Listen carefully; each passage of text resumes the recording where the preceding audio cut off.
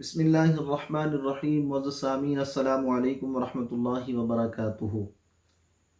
شریعت مطہرہ کے اندر نہ صرف والدین کی قبروں کی زیارت کرنا یہ جائز ہے، بلکہ جو آدمی اپنے والدین کی قبروں کی زیارت کرتا ہے تو رب تعالیٰ اس زیارت کرنے والے کو بھی ثواب عطا فرماتا ہے۔ آقا کریم علیہ الصلوۃ والسلام کا ایک فرمان عالی شان آپ کے سامنے رکھتا ہوں جس سے اس امر کی وضاحت ہو جائے گی۔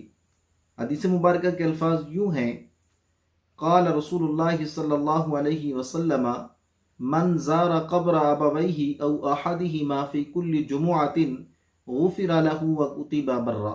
یہ حدیث مبارکہ مشکوٰۃ شریف کی جلد نمبر 1 صفحہ نمبر 154 پر موجود ہے۔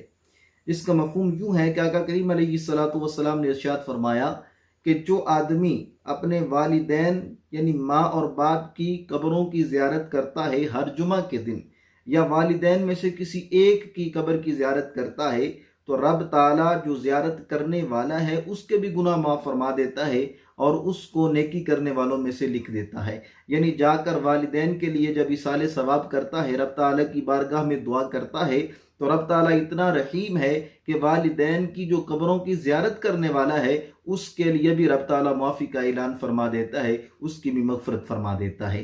تو اللہ تعالیٰ کی بارگاہ میں دعا ہے کہ ہمیں اس پر عمل کی توفیق عطا فرمائے۔